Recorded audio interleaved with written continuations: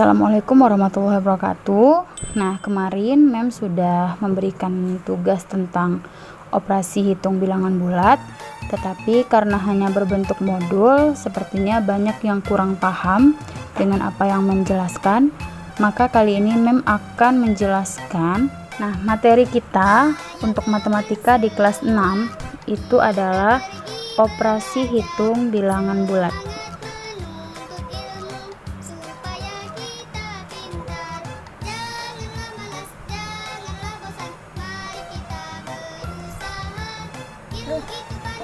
Yang harus kamu tahu, bilangan bulat itu terdiri dari bilangan cacah, di mana kita harus membuat garis bilangan, ya. Ini namanya garis bilangan. Nah, ini harus dibuat tanda panah ini, yang artinya garis bilangan ini masih ada sambungannya. Kemudian di sini di tengah-tengah itu kita buat 0. 0 ini adalah netral, ya. Karena apa? Karena bilangan bulat itu ada positif, ada negatif. Nah, positif itu sebelah kanan kamu, ya. Jadi supaya kamu ingat, positif itu adalah tangan kanan kamu, sedangkan negatif itu adalah tangan kiri kamu. Nah, misalnya di sini positif itu dia tidak ada tambahan simbol apa-apa, hanya angka, ya, 1, 2, 3. Sedangkan negatif itu ada simbol kurang. Nah, seperti ini menulis tanda negatif. Ini dia garis bilangan bulat. Ini nolnya netral, ya. Ini positif. Ingat, positif itu ada di sebelah kanan kamu, ya. Angkat tangan kanan kamu, maka itu adalah positif. Sedangkan kiri itu ada di tangan kiri kamu. Atau bisa kamu anggap positif itu adalah uang kamu, ya, uang yang kamu punya. Sedangkan negatif itu adalah hutang kamu, ya. Negatif adalah hutang. Nah, jadi dalam operasi hitung bilangan bulat kemarin Mem sudah buat soal, ya. Ada 2, ada 5, ada 9, ada 14, kemudian titik-titik, maka kamu harus mengisi titik-titik tersebut. Maka caranya 2 ke 5 itu berapa jaraknya? Cara menghitungnya yaitu 3, 4, 5. Jadi 2-nya tidak termasuk, tapi kita mulai dari 3, 4, 5. Maka jaraknya adalah 3, ya. 3, 4, 5. Kemudian 5 ke 9, maka kita hitung dari 6.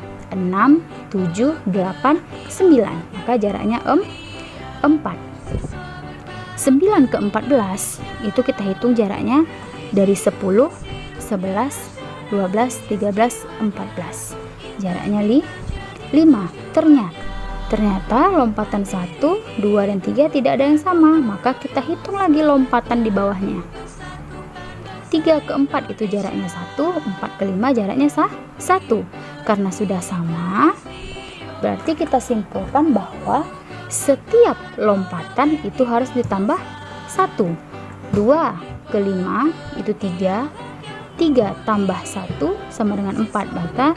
Maka 5 tambah 4 sama dengan 9. Jarak yang ketiga itu harus 4 tambah 1. Jadi 5. 9 tambah 5 sama dengan 14. Otomatis yang ke ini 5 tambah 1 6. 14 tambah 6 20. 6 tambah 1 7. 20 tambah 7 sama dengan 27. Nah, ini dia cara menghitung lompatan bilangan. Selanjutnya, itu tadi tanpa garis bilangan. Ketika Mem kasih soal dengan garis bilangan seperti ini, ya, 0. Ini tanda panahnya, jangan lupa. Di sini 2, ya. Di sini tidak harus 1, bisa 2. Di sini titik-titik, misalkan di sini ada 6 ya. Di sini titik-titik dan di sini 8. Di sini 10 maksudnya. Dan di sini 12. Nah, bagaimana cara kita menghitung untuk mencari titik-titik ini? 0 ke 2 itu adalah jaraknya 2. 10 ke 12 itu jaraknya juga 2. 2 kalau ditambah jaraknya 2 lagi ya, lompat 2 tambah 2, maka di sini harusnya 4 tambah 2 6 tambah 2 8. Nah, ingat ya, 0 ke 2 itu jaraknya 2, 10 ke 12 jaraknya juga 2. Maka kita cari dulu angka yang dekat-dekat yang bisa kita hitung jaraknya berapa. Karena di sini 2, di sini juga 2, kita coba untuk menentukan jarak yang titik-titik ini kita tambah dengan 2. 2 tambah 2 sama dengan 4. 4 tambah 2 sama dengan 6. Maka setelah kita tahu jaraknya adalah 2 tambah 2 tambah 2, maka kita dapat mengisi seluruh titik-titiknya. Selanjutnya, Mem akan menjelaskan tentang sifat-sifat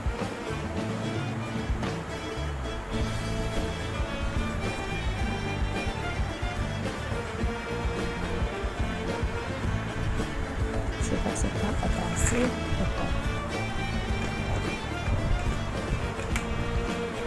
Yang pertama yaitu sifat komutatif ya, yaitu bertukar atau berpindah tempat. Contoh, A tambah B itu hasilnya sama dengan B ditambah A ya. Kita masukkan angkanya. 2 ditambah 5 itu sama hasilnya dengan 5 ditambah 2. Benar atau tidak? 2 tambah 5 hasilnya tuh 7. 5 tambah 2 hasilnya juga tuh 7. Komutatif ini berlaku pada penjumlahan dan perkalian, tapi tidak berlaku pada pengurangan dan pembagian. Yang kedua itu sifat asosiatif, yaitu pengelompokan. Misal A tambah B tambah C itu sama dengan A tambah dalam kurung B tambah C. Jadi kita masukkan angkanya.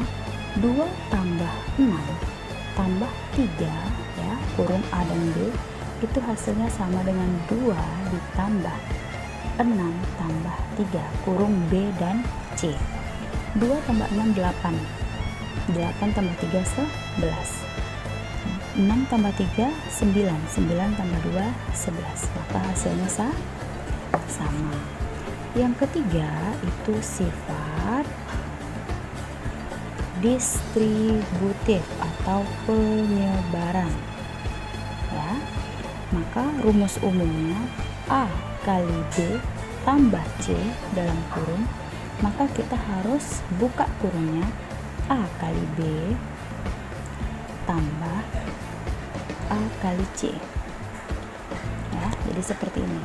Misalkan 2 dikali 4 tambah 3 itu berarti 2 kali 4 ditambah 2 dikali 3, maka hasilnya 8 ditambah 6 14. Tidak akan sama hasilnya apabila kamu 2 kali 4 sama dengan 8 tambah 3 sama dengan 11. Jadi dia harus dibuka dulu kurungnya, atau distributif itu penyebaran.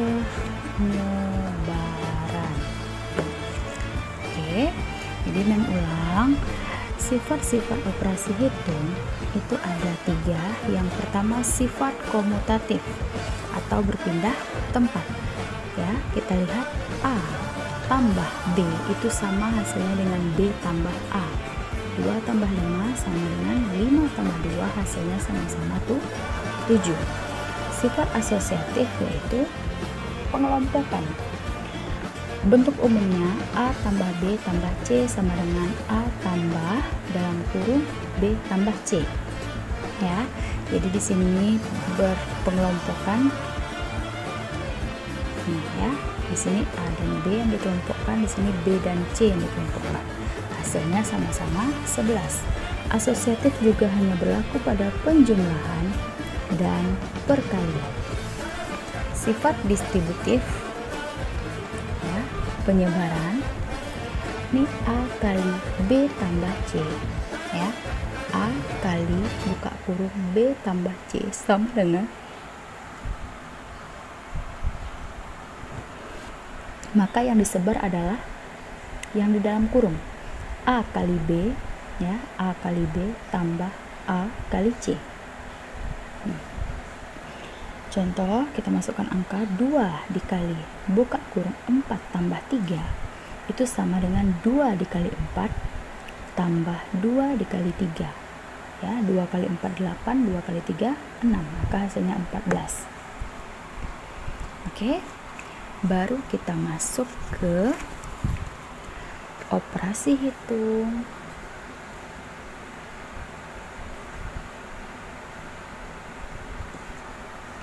Bilangan bulat. Yang pertama, penjumlahan, ya. Ingat tadi bilangan positif sebelah kanan, bilangan negatif sebelah kiri, atau bilangan positif adalah uang kamu, sedangkan bilangan negatif adalah hutang kamu, ya. Contoh,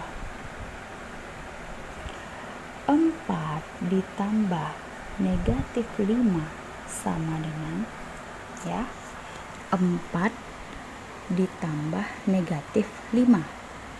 Uang kamu ada 4, hutang kamu 5, maka